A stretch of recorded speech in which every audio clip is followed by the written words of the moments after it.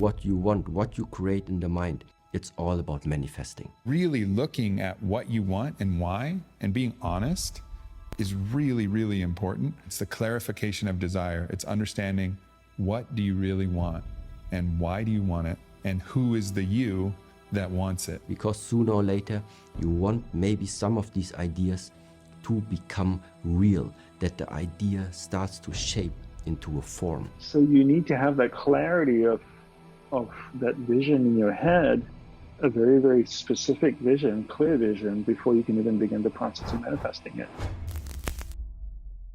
What's going on, guys? It's Jordan from the Mulligan brothers, and today this is my favorite video that we shot all year. Thank you so much to the whole team for producing this and everybody who was involved in the project. And also a massive thank you to everybody who's bought a t-shirt or a journal at mulliganbrothers.com. As always, anybody who supports us on the website or clicks the join button down below, all the profits go back into creating this content. That's what gets our film crew around the world to find these people and make these messages. But before that, get your pens and paper ready and take notes. Let's dive into the video. Throughout the year, and especially at the start of the year, myself and my brothers will sit down and we'll start to write goals, and we'll start to write things down in our journals and have certain things to achieve that year, or like just things to make it more present. And we've always said that the writing down of something for us helps us manifest it even more. I'd love to hear your thoughts on it. Yes, so in what you just said right now, I can absolutely agree, because this is like in those programs when people do not come here, let's say.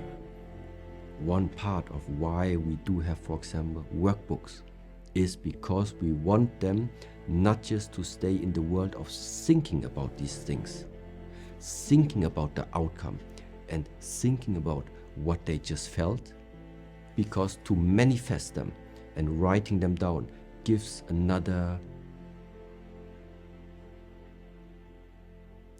quality to it, let's say. And so therefore, yes, what you want, what you create in the mind, it's all about manifesting. Things that stay in the mind that do not manifest, it's good for one person itself, but maybe it doesn't benefit many more people because they don't see it.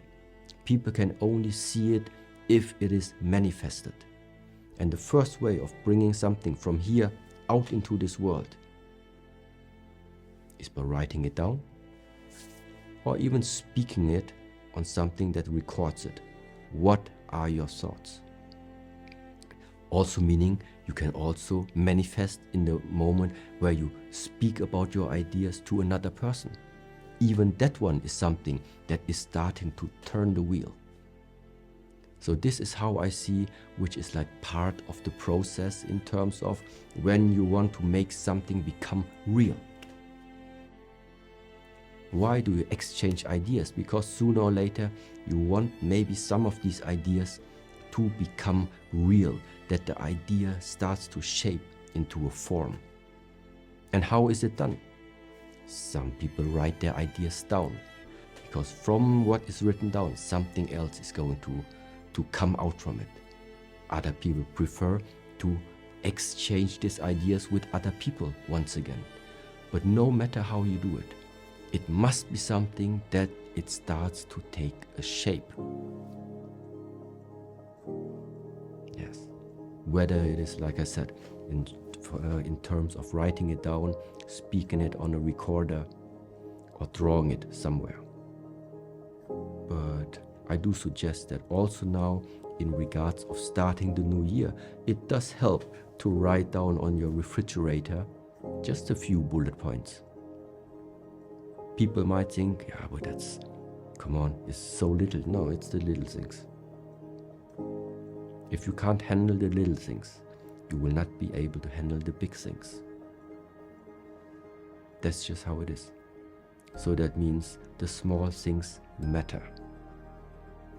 Even if last year nothing was written on your refrigerator, but this year you make up your mind, you make up your plan, and you put it there, visible every day. It matters. One of the things that I'm the most interested in now, and I'm actually looking at to write my next book about, is a clarification of desire. Like, what do you really want? And I've asked that question to myself, what do I really want? When you're thinking about like what you really want, what your goals are, again, it goes back to the question of, well, why do you want that? Why do you really want that? Why do you want to be an entrepreneur?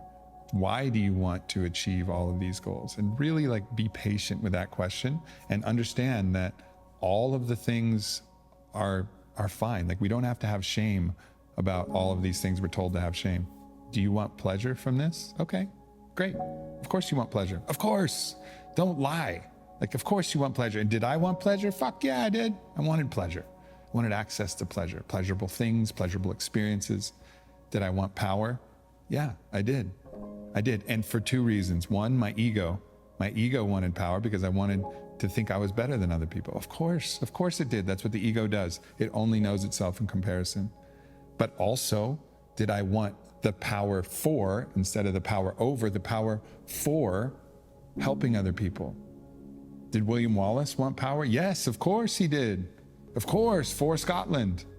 You know, that's why he wanted, like, these things that have been shamed, they don't need to be shamed because they're true. And when we shame them, we put them in the shadows. So really looking at what you want and why, and being honest is really, really important. I wish I would have been able to do that a little bit more clearly then. And in the recent studies that I've been in, I've been studying deep in the Hebraic wisdom traditions, all the way from the Temple of Solomon, Rabbi Mordecai Leiner, all the way down to modern teachers. They call this the process of berur, B-E-R-U-R, berur, and it's the clarification of desire. It's understanding, what do you really want, and why do you want it, and who is the you that wants it, you know? And that's like, that I think is the key question that we aren't asking, and we aren't answering honestly. There's a great book that I absolutely love, is Think and Grow Rich by Napoleon Hill. I've heard of the book, yeah. Yeah, I think it was written almost 100 years ago. What a great book, you know, and one of the key themes he talks about in that book is definiteness of purpose, being crystal clear what it is you want, and that's the starting point.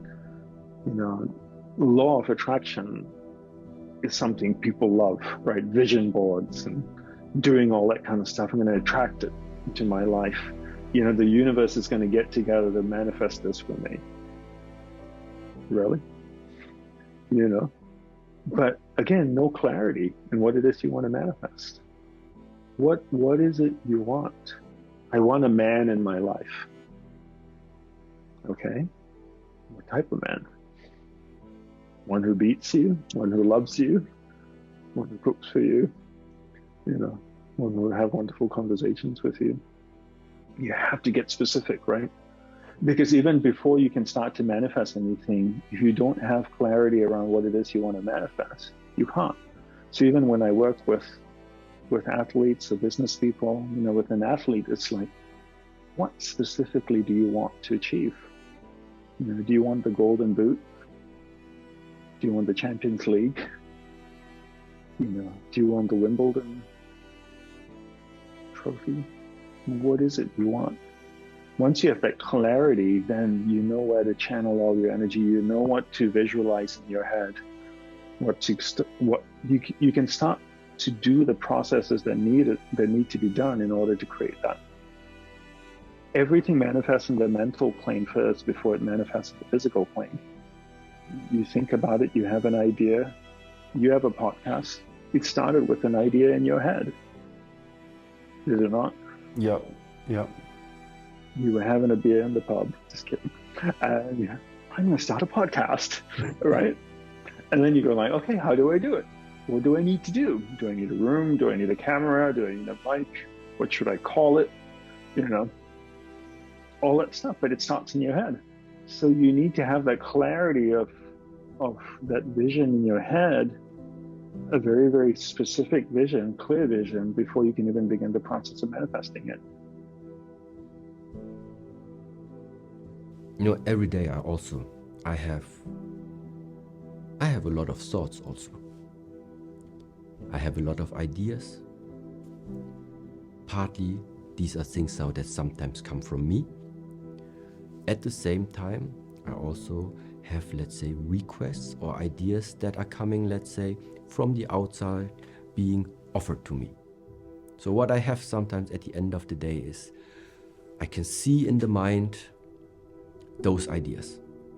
Now what I do first of all is I keep them within myself and do what I contemplate, I think about them. But think about them deeply.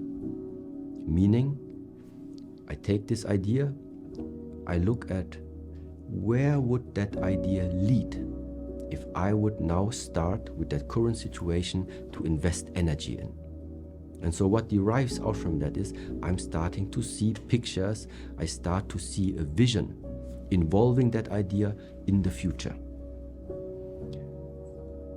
And this I just do with everything that comes to my mind. And then see it in a bigger perspective of, is that now what I think the monastery, this community, or myself would in any way benefit from in order to make our mission more close to achieve, which means share more. This is how at the moment I'm planning my, let's say, I'm starting my projects. And once I'm clear for myself, this is the one I take. This is the one I take. Then meanwhile, I don't even have doubt that this idea in here will take reality. I don't even have that doubt that it will not take place. Because for me right now it is that I try with my intentions, just figure out right now, who else, what else do I need? What is it that is in my hands right now to make that plan come true? Which obstacles do I maybe have to remove? And which other people or other things do I maybe need to take in that idea? And then it starts. If I have some people on my mind, the writing starts, the contacting starts. If I see already, okay, there are a few obstacles right now we need to get rid of, then the daily work goes into, okay, remove the obstacles. And yes, and why I am saying that at the moment I am trusting this process so much, that I'm trusting that idea so much that it will become real, is because I'm clear of my intentions. I want to say a massive thank you to everybody who was involved in the project. I'm going to link the socials down below of the editors and everybody who was involved in the project. I cannot thank you guys enough for the support that we've had at mulliganbrothers.com. All the profits, as always, from the journals, from the t-shirts, from the hoodies, whatever it is, goes back into making these projects. Everybody who supported the Inspire Change movement, I cannot thank you enough. And everybody's hit that join button. Thank you. We are able to follow our passion, and our passion is to inspire change for our film. So that is what allows us to get our film crew around the world. So yeah, if I haven't said it already, thank you. Have a blessed and productive day, and I'll see you in the next one. Peace.